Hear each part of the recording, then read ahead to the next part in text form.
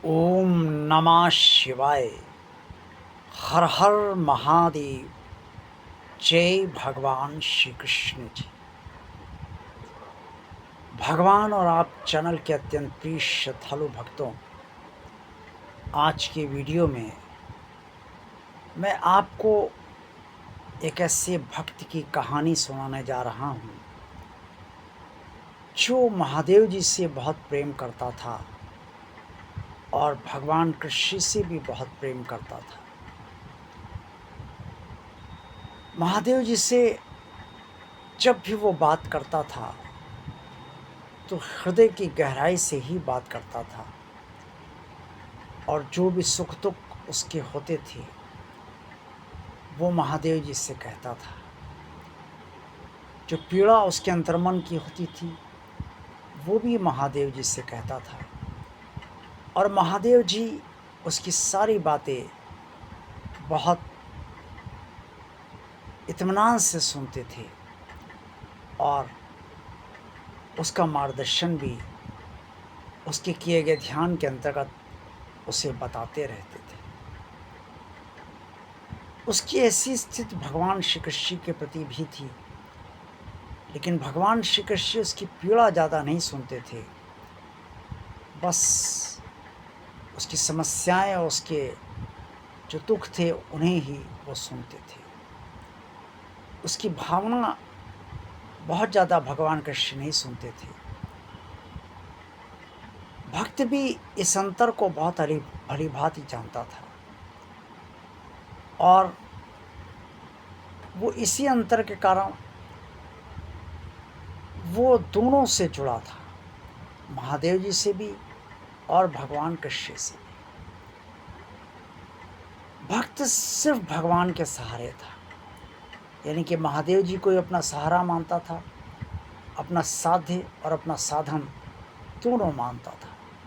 और यही स्थिति उसकी भगवान श्री कृष्ण के प्रति भी थी। उसके कुछ काम महादेव जी से होते थे तो कुछ काम भगवान कृष्ण से होते थे, लेकिन ना तो महादेव जी उसकी सारे काम करते थे और ना भगवान कृष्ण उसके सारे काम करते थे। इस कारण उसकी स्थिति ये थी कि 15 दिन वो महादेव जी के पास जाता था तो उसके काम हो जाते थे, और 15 दिन वो भगवान कृष्ण के पास रहता था तो उसके काम हो जाते थे। लेकिन जब जहाँ कुछ दिन ज़्यादा हुए या कुछ माह ज़्यादा हो गए तो बस एक जगह से काम होना बंद हो जाता था और दूसरी जगह से उसका काम होता था। भक्त जानता था कि वो कोई काम अकेले नहीं कर पाएगा। जो भी काम करना है वो उसके महादेव जी को करना है, और अगर महादेव जी नहीं कर रहे हैं तो भगवान कृष्ण करेंगे, और जब भगवान कृष्ण नहीं करेंगे तो महादेव जी करेंगे। इस स्थिति में उसके जीवन के अनेक वर्ष गुजरते चले गए। लेकिन भक्त की एक और इच्छा थी, और वो इच्छा ये थी कि वो इस संसार में लौटकर मृत्यु पश्चात नहीं आना चाहता था और मोक्ष पाना चाहता था। उसकी ये इच्छा महादेव जी भी जानते थे और भगवान कृष्ण जी भी जानते थे। भक्त ध्यान करता था और पूजा दोनों करता था। पूजा के बाद वो ध्यान करता था। ध्यान के अंतर्गत महादेव जी ने भी और भगवान कृष्ण ने भी उसे कई बार ये समझाने का प्रयास किया और सलाह भी दी कि भाई तुम किसी एक के सहारे ही रहो, या तो महादेव जी के सहारे रहो या मेरे सहारे रहो। और यही बात महादेव जी भी कह चुके थे, लेकिन उसे अपने काम कराने थे, और महादेव जी भी जानते थे कि ये सिर्फ काम के लिए मेरे पास आता है, और भगवान कृष्ण भी जानते थे कि ये सिर्फ काम के लिए मेरे पास आता है। मुझसे काम नहीं होगा तो महादेव जी के पास चला जाएगा, और महादेव जी भी जानते थे कि मुझसे काम नहीं होगा तो भगवान कृष्ण के पास चला जाएगा। और मज़े की बात यह है कि दोनों स्वरूपों से उसके काम भी हो जाते थे, लेकिन पूरे काम किसी से नहीं होते थे। जब वो एक दिन ये बात नहीं समझ पाया तो उसने महादेव जी से ध्यान के अंतर्गत पूछने का प्रयास किया कि हे प्रभु, मुझे ये बताने की कृपा कीजिए कि मुझे इस जन्म में मोक्ष मिलेगा भी या नहीं, क्योंकि मैं आपसे भी जुड़ा हूँ और भगवान कृष्ण से भी जुड़ा हूँ। मैं सजीव दर्शन आप दोनों के करना चाहता हूँ। और ये भी चाहता हूँ कि मृत्यु के समय आप दोनों मुझे लेने आएँ, अपने में समा लें और मुझे मोक्ष दे दें। ये सुनते ही महादेव जी बोले कि तुम मुझसे पूरी तरह से नहीं जुड़े हो। ये कहकर महादेव जी शांत हो गए। स्पष्ट तौर पे उन्होंने संकेत दे दिया कि मोक्ष वो तुम्हें इसलिए नहीं दे सकते क्योंकि तुम मुझसे पूरी तरह से नहीं जुड़े हो। फिर उसने यही बात भगवान कृष्ण से कही, तो भगवान कृष्ण ने भी वही जवाब दिया जो महादेव जी ने दिया। अब वो दोनों जवाबों को सुनकर हतप्रभ रह गया। उसने सोचा कि पूरा जीवन तो उसने अपनी कामनाओं को पूर्ण करने में और इच्छाओं को पूर्ण कराने के लिए महादेव जी और भगवान कृष्ण के पास इधर उधर वो जाता रहा, उनसे विनती करता रहा, प्रार्थना करता रहा, कभी कभी दबाव भी उन पर डाला ताकि उनकी उसकी इच्छाएं पूरी हो जाए। इच्छाएं उसकी गलत नहीं होती थी, न्यायोचित ही होती थी, लेकिन तब भी वो इच्छाएं उसकी पूरी हो जाए, ये उसकी इच्छा दृढ़ रहती थी।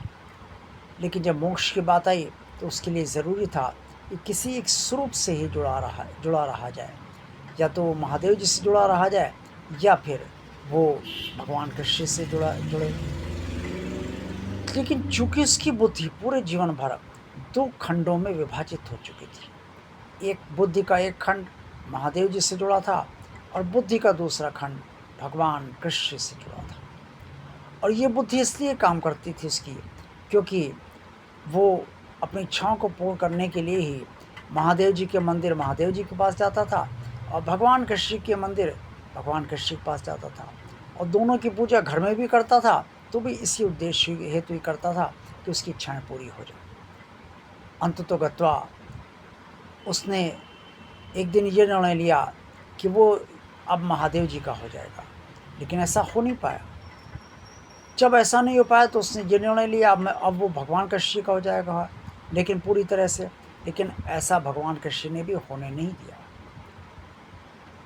अंततो गत्वा वो बहुत पछताया और उसने यही सोचा कि काम हो या ना हो, इच्छाएं सब पूरी हो या ना हो, लेकिन जीवन में किसी एक स्वरूप से जुड़े रहना चाहिए। यदि मैं भगवान कृष्ण से जुड़ा रहता तो भगवान कृष्ण मुझे मोक्ष दे देते, या यदि मैं महादेव जी से जुड़ा रहता तो महादेव जी मुझे मोक्ष दे देते। इस छोटी सी कहानी से हम सबको ये सीख अवश्य मिलती है कि हम जिसे अपना मानते हैं उसे जीवन भर अपना मानते रहें, काम हो या ना हो, लेकिन वो हमारा अपना है और सदा अपना रहेगा।